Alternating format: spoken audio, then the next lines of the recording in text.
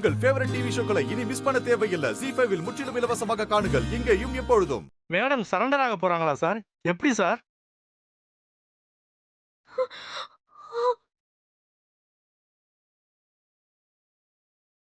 அண்ணா, அதான் உங்ககிட்ட உதவி கேட்கலான்னு வர சொன்னோம். நான் என்ன உதவி?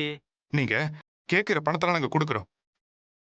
உங்க பசங்களோட படிப்பு, உங்க ஃபேமிலிக்கு தேவையான எல்லா உதவியும் நாங்க செய்யறோம். 6 மாசத்துல உங்களை ஜாமீன்ல எடுத்துடுறோம். ஸ்னேகாக்கு பதிலா நீங்க தான் கார் ஓட்டினதா போலீஸ்ல சரண்டர் ஆகணும்.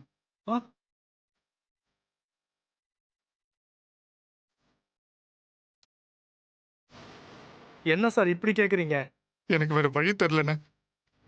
அவ பண்ணது தப்புதான். ஆனா இப்ப அவ சரண்டர் ஆனா அது இந்த குடும்பத்தை எவ்வளவு பாதிக்கும்?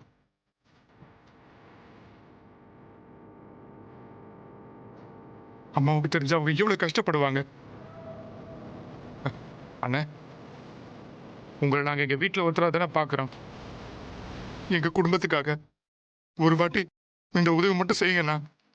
உங்க கஷ்டம் எனக்கு புரியுது சார். ஆனா என் குடும்பமே என்ன நம்பிதான் இருக்கு.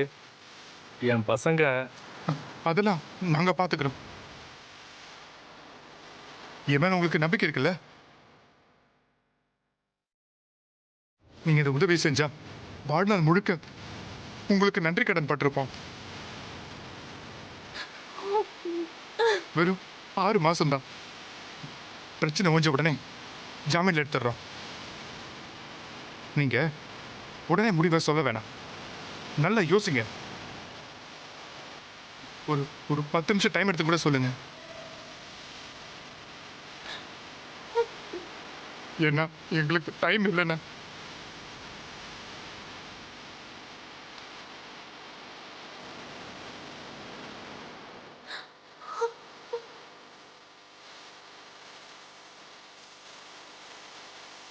இந்த குடும்பத்தால தான் நான் வாழ்ந்துட்டு இருக்கேன்.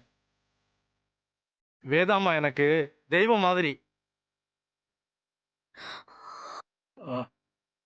அவங்களுக்காக நான் பழியை ஏத்துக்கிறேன்.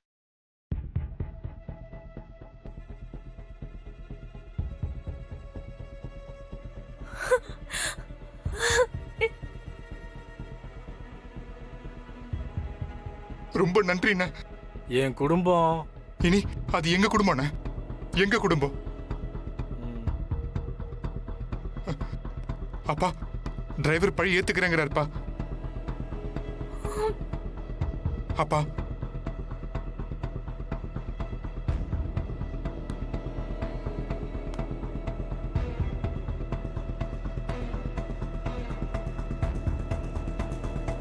ஸ்னேகா, இனி உனக்கு ஒரு பிரச்சனையும் இல்லை.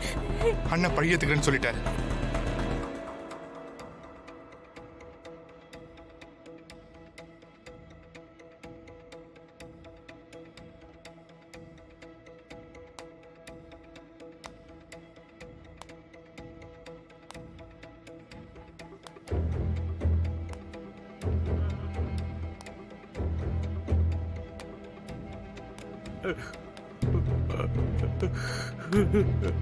சார் என்ன சார் பண்றீங்க? வேணாம் சார்.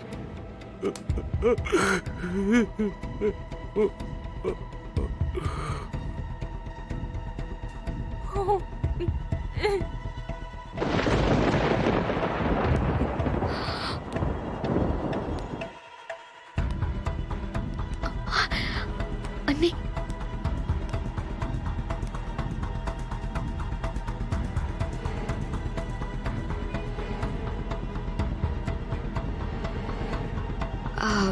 என்ன நடக்குது? வாமா வித்யா. ஸ்னேகா வீட்டுக்கு வந்து ரொம்ப நேரம் ஆச்சு. நீ இவ்வளோ நேரம் எங்க போயிருந்த? சஞ்சய் உனக்கு ஃபோன் பண்ணால, நீ எடுக்கவே இல்லை.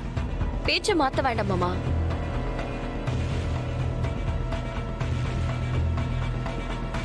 இங்க என்ன நடக்குதுன்னு நான் கேட்டேன்.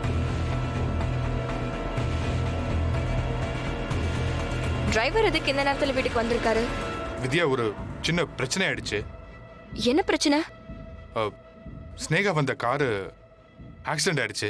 ஐயோ, அவங்களுக்கு ஏதாவது அடிக்கடி பட்டுருச்சா? இல்ல இவளுக்கு எதுவும் ஆகல. யாரோ ஒருத்தர் குறுக்க வந்து விழுந்துட்டார் போல. அவர் மேல கார் மோதி. மோதி அவர் செத்துட்டாரா? ஆமா. ஓ, அப்புறம் போலீஸ் கேஸ் ஆகிறதுக்கு முன்னாடி எல்லாரும் ஸ்னேகாவை சரண்டராக தான் சொன்னாங்க. நானும் அதை தான் சொன்னேன். யோசிச்சு பார்த்தா அது நம்ம குடும்பத்துக்கு பெரிய அவமானம் வந்து சேர்ந்துரும். ஆமாமா, பெரிய அவமானம் தான். வேதாவோட மருமக குடிச்சிட்டு கார் ஏத்தி ஒருத்தரை கொலை பண்ணிட்டான்னு வெளியில தெரிஞ்சா எவ்வளவு பெரிய அவமானம்.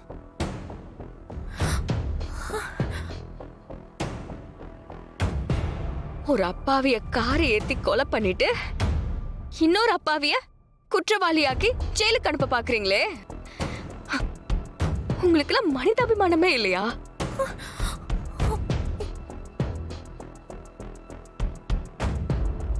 எப்படி உங்களால இப்படியெல்லாம் யோசிக்க முடியுது?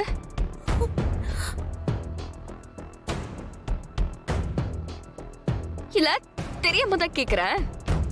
பிறக்கும் போதே நீங்கெல்லாம் பணத்தோட தான் பிறந்தீங்களா?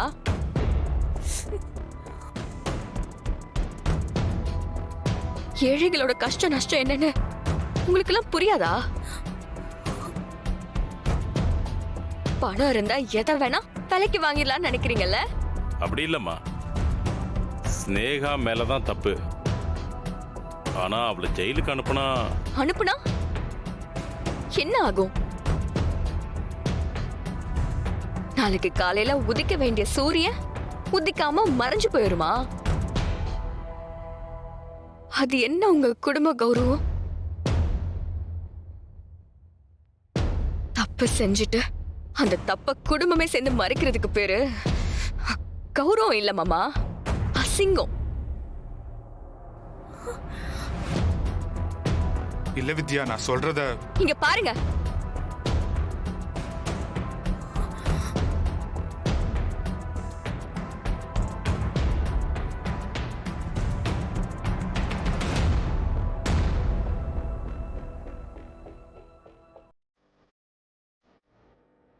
என்னன்னு தெரியுதா?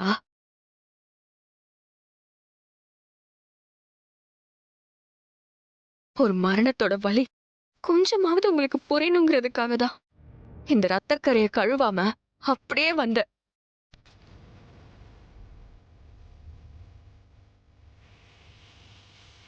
புரியலையா?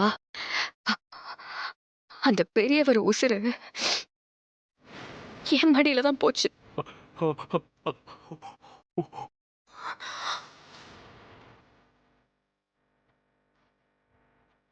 ஜீ5 ஆப்பை டவுன்லோட் செய்து அனைத்து எபிசோடுகளையும் இலவசமாக பாருங்க.